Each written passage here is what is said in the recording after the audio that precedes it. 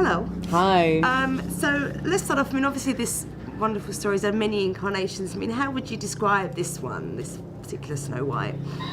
I feel I read Brothers Grimm when I became a young adult, and so I found it later in my life, and I found them to be incredibly dark stories, and so it was shocking for me to kind of discover them that time in my life and realize what I had come to know was we've kind of watered the story down.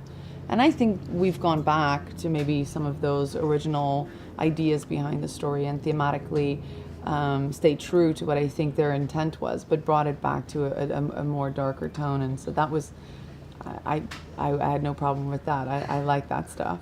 Yeah, me too. I agree. And then so you were one of the first people cast. So can you tell me what it is? You know, what it was? Sorry, I mean about the project that particularly made you go young. You know. I think it was a mixture of a very iconic story, very iconic character, and an attempt to retell that in a way that the challenge was, how do you take that, turn it on its head a little bit so that people can enjoy it and it doesn't feel like a regurgitated story. It feels like, and also I think the potential that the story had. I think all of us felt like the story lent itself to that kind of exploration. And if it didn't, I don't think any of us would want to kind of tell the story that everybody just knows. So it was just kind of being fascinated by how much you could explore thematically with the story. And then obviously the visual of it is, I've never been a part of anything visually this extravagant and amazing and fantastical, and the special effects on this and the set pieces and how epic and big in scale this is. Like all of that for me was a huge plus. I was like, you want me to come and be in my own castle? Sure. Yeah, let's talk about Eurovina. I love her. She's so amazing. And it's the only time I've ever watched a version of Snow White where I felt sorry for the Queen, actually. And she's, you know, it's not her fault. She is manipulating you. She will eat your small child and pets. Do not fall for it. She was very, I don't think I would have wanted to play her if I didn't feel like we could ground her in some reality. And Rupert was really, really, he was obsessed with that. And so I was very excited to do that with him, that work with him, because I work like that, and I'm really driven by, you know, if it doesn't make sense to me, I don't know how to play it.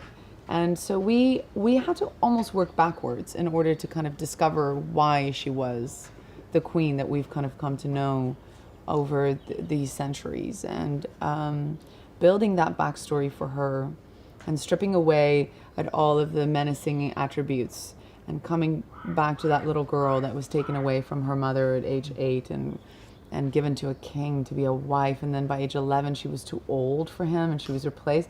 I mean, that informs you a lot about how someone would be thinking and what they would do in order to survive in their life. That, and they might not turn out to be the healthiest person. So I think it's finding that the human in there, and I think that's what people are maybe being moved by. I don't know.